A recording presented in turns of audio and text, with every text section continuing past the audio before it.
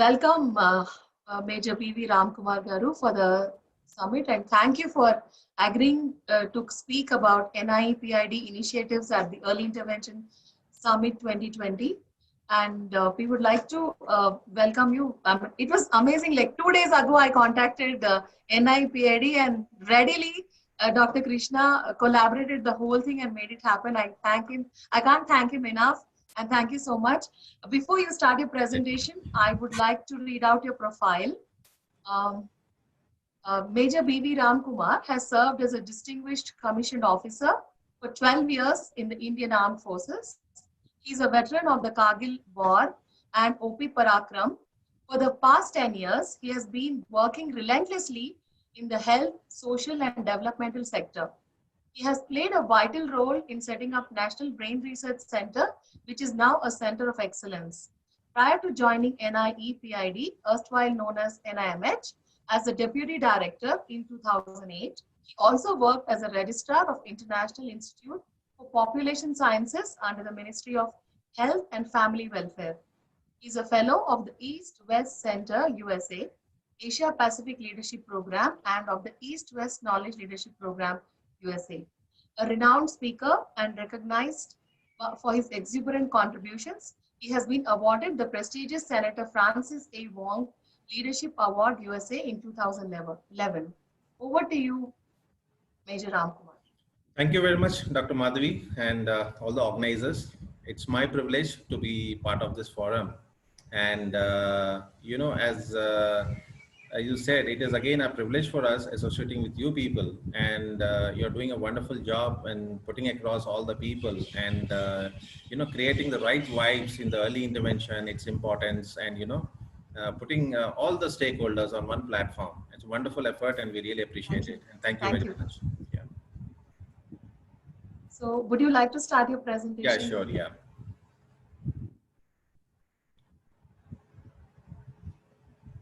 I'm going to turn off my video and put myself on mute. Very good afternoon, dear participants. And at the outset, the topic of my presentation would be on early intervention services, NIPID initiatives, and the future plan of action. And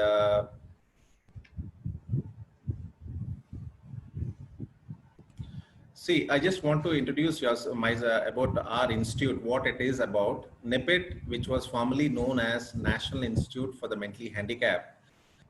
It's an autonomous body, and it is presently under the Department of Empowerment of Persons with Disabilities, Ministry of Social Justice and Empowerment, Government of India. As you all know, it's an autonomous body and completely funded by the government. And we actually have been set up as an Apex Institute to work in the area of intellectual disabilities.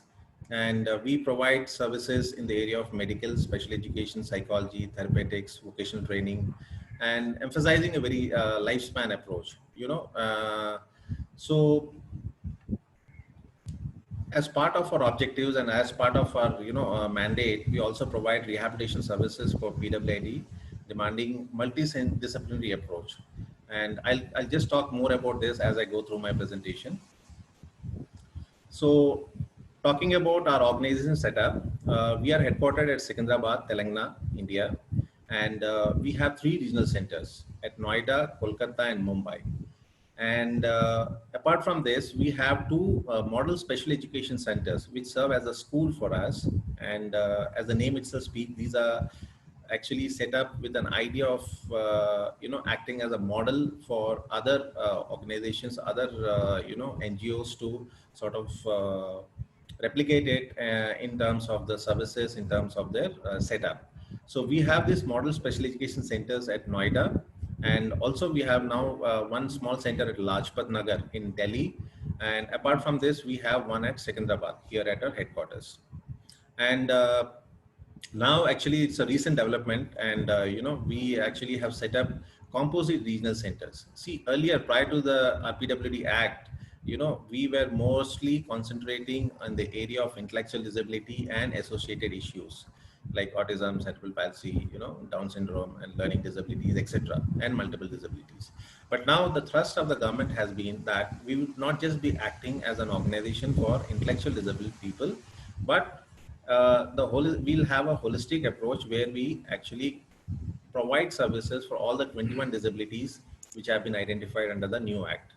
So in line of this, the government has initiated and started setting up composite regional centers. The very fact that it is a composite regional center indicates that we just don't provide services in the area of intellectual disability or learning disabilities or other related areas, but the whole 21 disabilities.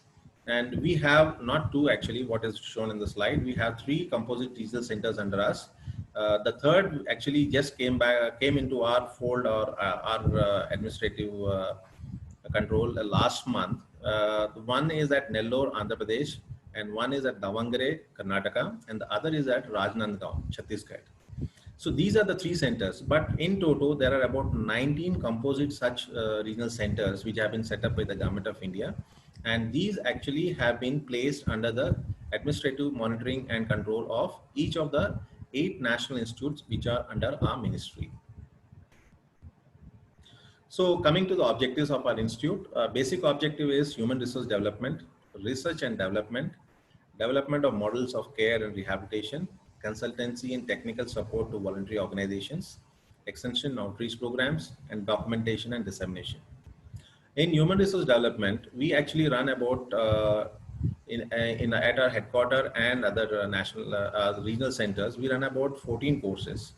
And these courses span from, the MPhil rehab psychology, master's in education and special education MR, to BEd, and then we have a course which is very related to this topic, early intervention, which is the postgraduate diploma in early intervention, and another diploma apart from BEd special education, other diploma level courses. So this is a very important facet of us. What we have been doing is we have been actually developing courses and which are the need of the hour, which are actually required in the for giving the proper care in the society, in the community. And then actually we have been moving on. When we say moving on, we keep on changing the courses and we keep on changing the areas of specialization based on the needs. Initially, we started, when our organization was started, we started with a BMR course, which was called Bachelor's in Mental Retardation. At that point of time, there was no specific professional course in the area of intellectual disability, which was earlier called mental retardation. And this was the first course which was started in this country. And subsequently, we've moved on and we have developed so many courses.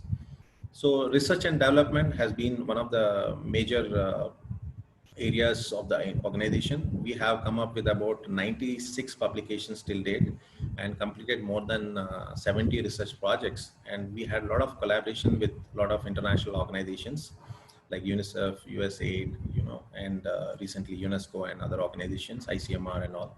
So all this research and development, whatever the outcomes are, what we do is we place our findings, and all these publications are open for the public to view from our website.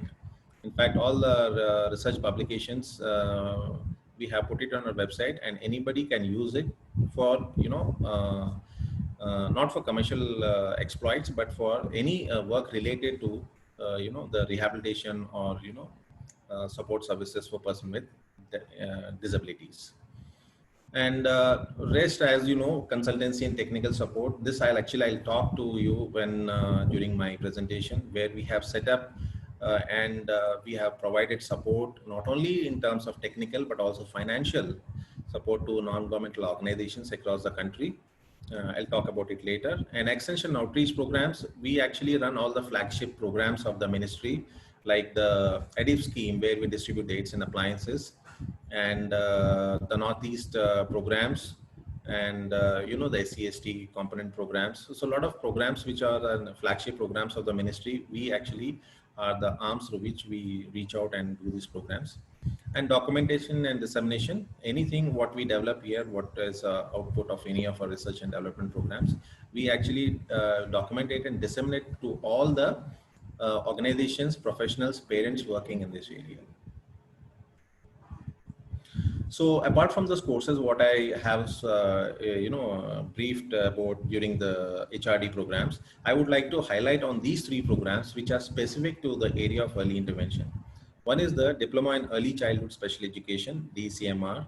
And this has been a very popular program, and many of our graduates from this diploma program are actually employed in the Sarva Shiksha Abhiyan SSA programs. And they're really wonderfully doing well, and they could bring about that inclusiveness what was required in, while working with the regular teachers. And the other course, which is a specialized course, is the postgraduate diploma in early intervention services, PGDI. And this was basically set up. This is the one of the course which is being run in the country by our institute. Now, another national institute, NIPMED, which is at Chennai, is also running this course. We are the only two organizations which are running this course, and it is a hugely popular course where people from different areas, like the medical doctors, the nurses, and the people from BPT, BOT, and other specializations. This is the intake of people with that background who come into this course, and it has been a really successful course. And I would like to talk more about this course and its utility when I talk about the district early intervention centers, which were set up by the Ministry of Health. I'll talk about it later. And apart from this, we have an MSc Early Intervention Services. This is a postgraduate 2 years program, whereas the PG Diploma in Early Intervention Services is a 1 year course. So, in fact, Dr. Madhavi has very clearly assigned a role as to, I should be more dwelling on what is NIPED and what is our role, what we are doing, and what are future plans. And this being the 4th day of the program, I would, try to go more into the specifics about early intervention, because you all must have heard about it a lot. This is the definition of early intervention. I don't want to be repetitive here.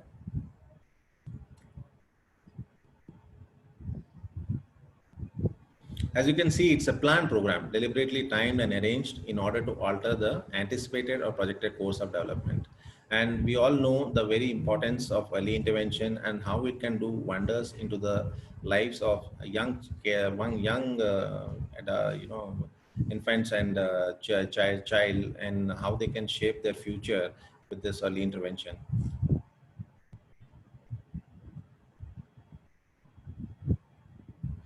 As you all know, early intervention is basically preventive, curative, and also remedial. So we actually deal with more about the preventive part and the curative part. And we have seen that, in fact, I would like to talk about my experiences, and in fact, we have a preschool and we have early childhood special school class here in our institute, where we have seen children with a lot of, developmental delays and other, who have been identified early, have actually been successful in getting into the mainstream schools much before this Inclusive Education and the RTE Act, because we have been running this early intervention center for the past more than 2 decades. In fact, this concept of a dedicated early intervention center, even though we were doing it earlier, but we have come up with this concept of a dedicated center more than 2 decades back. And we have seen the type of results what we are getting when parents who bring them early, duly identifying the delay in the developmental delay or the delay in the developmental milestones. It has been really working well for us.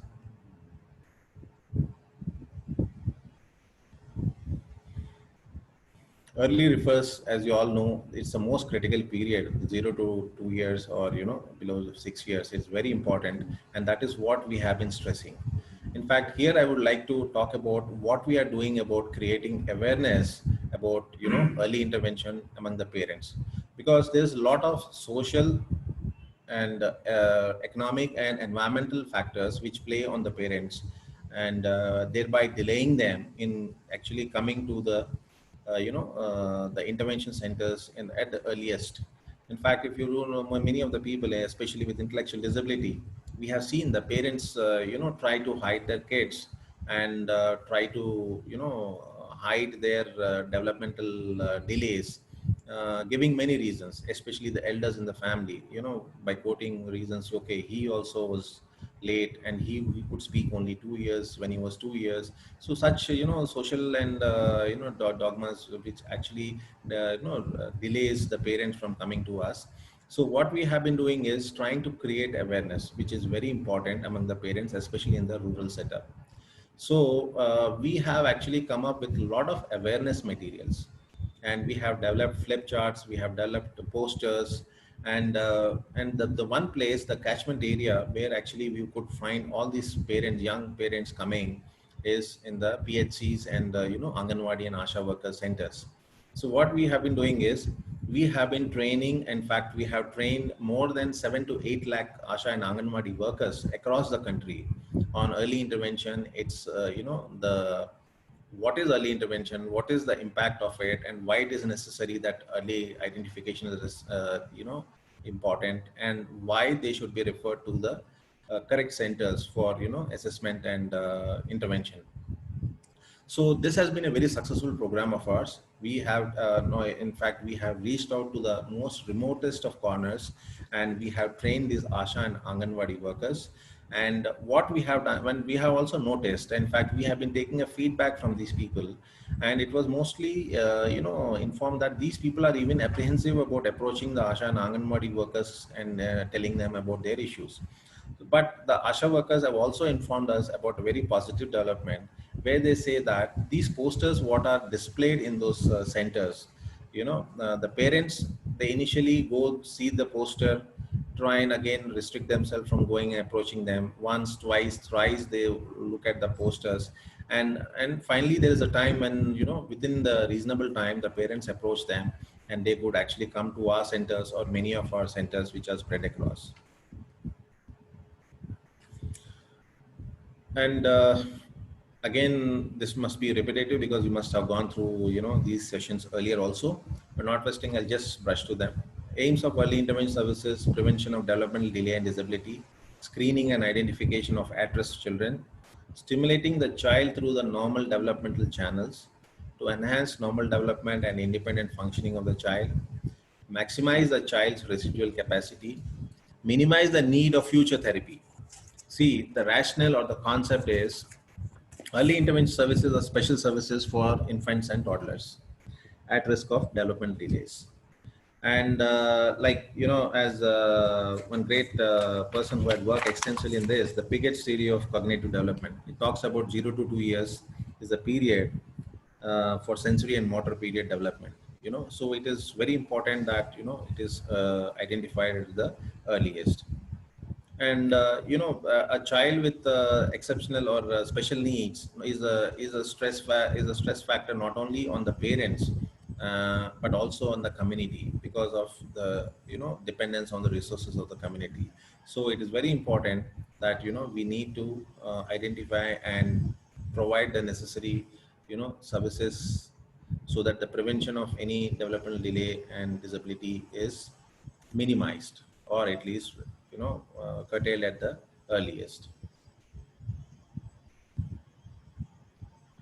So basically, I would like to talk about the early intervention center, what we have been doing. And as I said, we have initiated this as a dedicated center at NIPET and at regional centers more than 2 decades back. What we have done is we have set up, very clear-cut facilities here, where we actually provide the following services. Screening, which is a detailed assessment, is done by not only just the doctors. Initially, when a person comes to our center, he goes meets a pediatrician, followed by a psychiatrist, then a clinical psychologist do the screening part, and then special educators, and then based on the other needs like the speech, OT, PT, all these aspects are also taken care. And after the identification, then the prevention of disability or delay is worked upon. So when we actually do this rehabilitation or intervention program, we mostly, because due to the big load on us, the clientele who come from across the country, we ensure that the parents are trained and the parents are involved in that, and we actually give them a time period when they need to come, replicate whatever process we have taught them in the center here, to come back and at a later stage, after duly implementing whatever the professionals actually tell them to do at their respective homes. Here I would like to say that anybody who comes to our center is provided even accommodation in our family cottages, which are a very completely furnished accommodation, at very minimal rates. Like we charge about 25 rupees for this 4-bed suite room, which also has a kitchen and cooking facilities. This we have done with the intent, we get people from all strata and economic conditions. So some of them who can't afford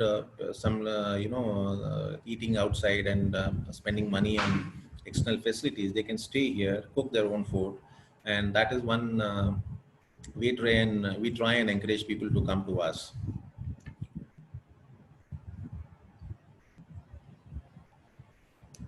So these are all you can just go through them.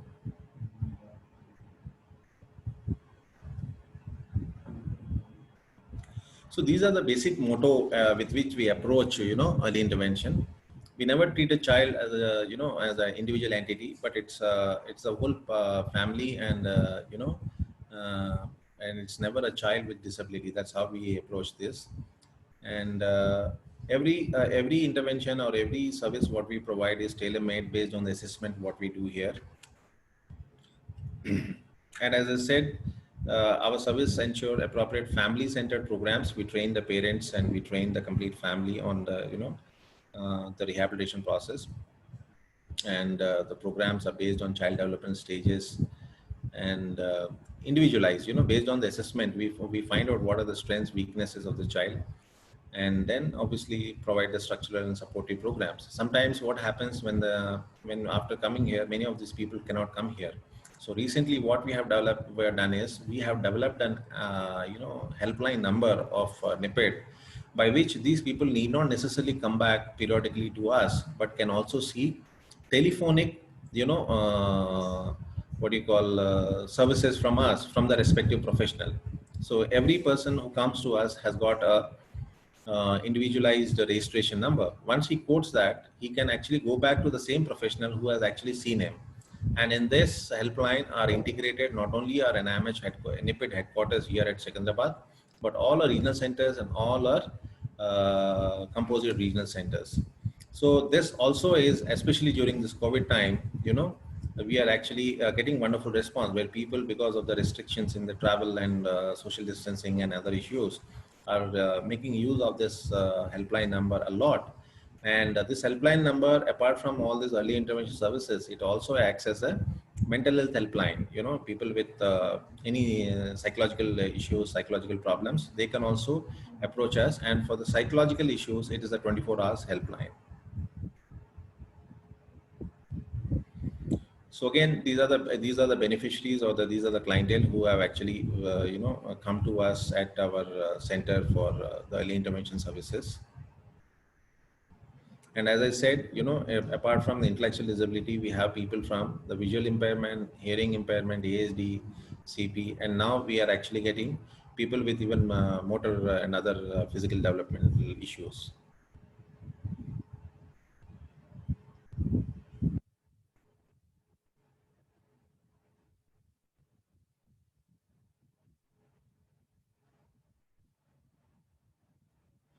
Importance of early stimulation, as you all know, the earlier we intervene, the better it is for them. And the quantity and quality of synapse formation is directly proportional to the early stimulation. We have seen, in fact, many of the people with autistic behavior, or having behavioral problems. We have seen kids who are 1.5 year. In fact, recently we had a case, and it's a relative of mine actually. I have referred them to our organization, meeting them in one of the social functions. They were twins, and the girl child was absolutely okay, but the boy child, he was displaying all symptoms of autism. And he was just about 1.5 to 2 years between that. And he came here, he had 3-4 sessions with our peer, with our professionals here, and subsequently the home interventions what were taught to the parents by our professionals were duly implemented by the parents there. And we have noticed significant development and behavioral changes in him. So we actually, what we do is, even though I don't have any case studies here to be presented, but we actually make a big, document this case studies, how, what they were before they come here to us, and how they were and all. And these are all basically to stimulate and motivate more parents, and also creating more awareness about how early intervention helps these people. These all actually, I'll just skip through. Okay, coming to our ministry, we, as I said earlier, we are about 8 national institutes, and composite regional centers about 19 numbers. And I will talk about the recent initiative of our ministry. See, when NIPID actually started as early intervention center, many of the parents have come to us, and many NGOs have come. And we have also, created a huge manpower in terms of PGDI, but the awareness and the type of facilities across the country in a very professional manner were missing. So in order to highlight and create a model of care, what we have done is we have actually set up 17 early intervention centers across the country, and these were set up geographically based on the needs and the lack of facilities in those particular areas.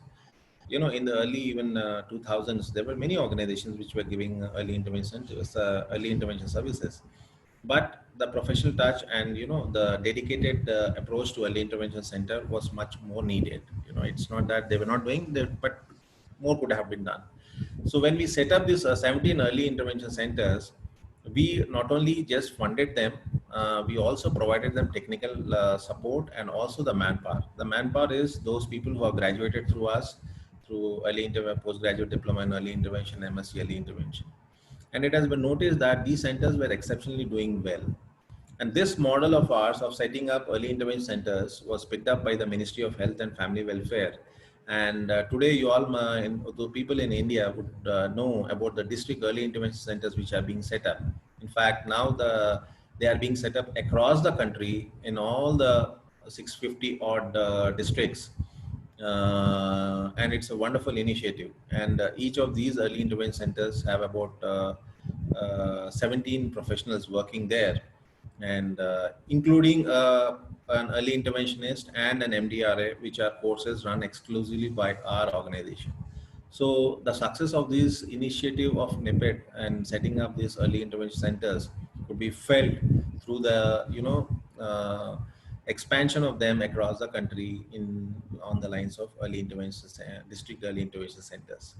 Now coming to our ministry, again, what has happened is these district early intervention centers have become more a medical approach with rehabilitation.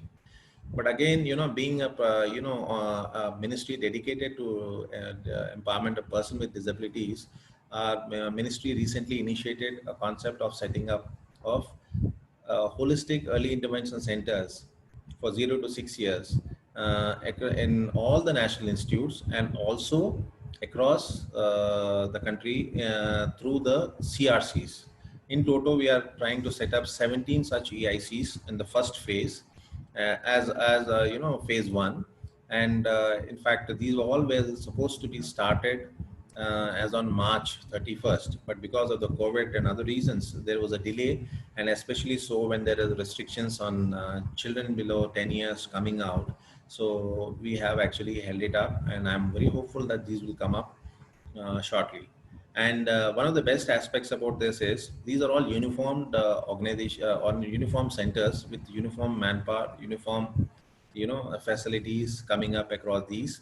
And once these they take off, the proposal is to take them to more such centers, and these centers would be giving services in all the 21 disabilities, and not just restricted to. Earlier, what was happening was a national institute, like we were in National Institute on Intellectual Disabilities, we were concentrating more on intellectual disabilities and associated areas, and we were not going into the physical and visual and hearing impairments. But now we would be working on all these areas, especially in the early intervention, and that would be a wonderful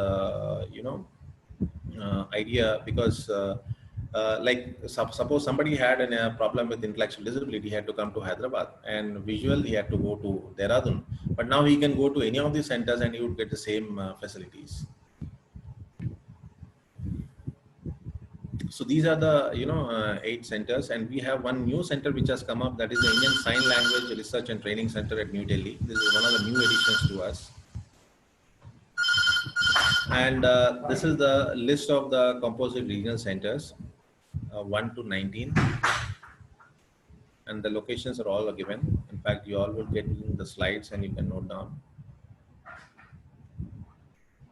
And these are the 21 disabilities of people who will be actually getting facilities in all respects from our centers which are being set up.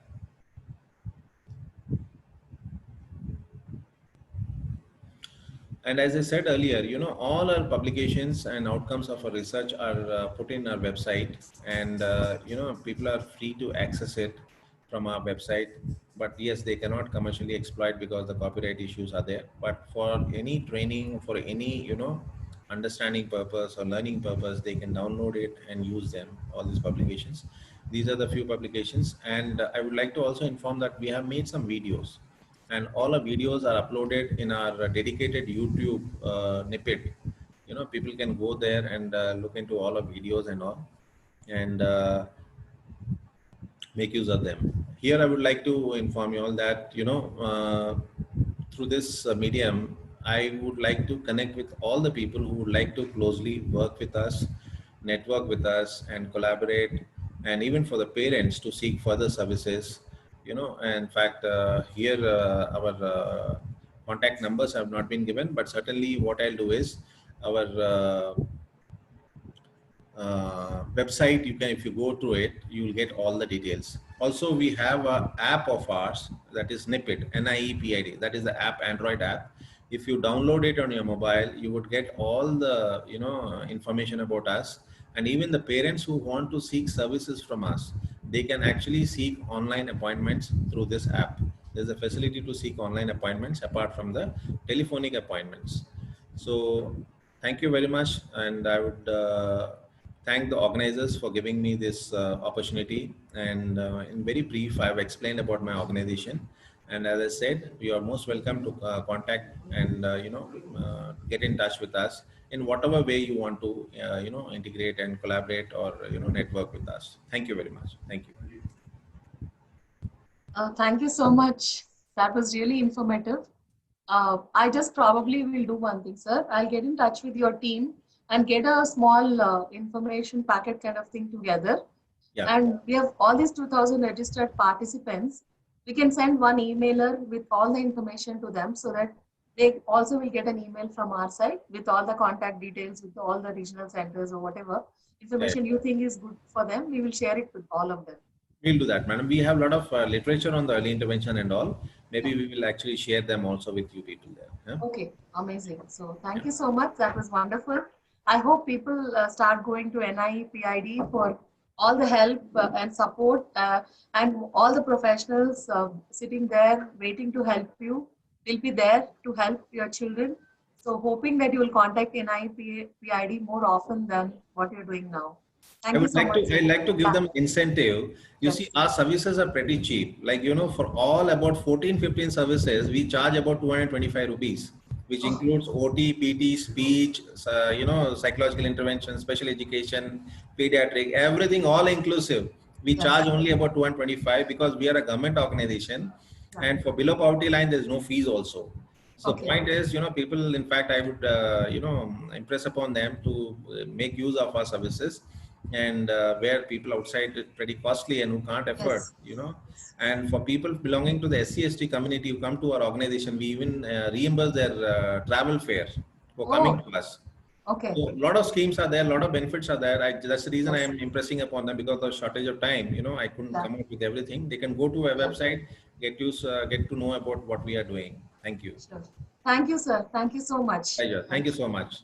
Thank you.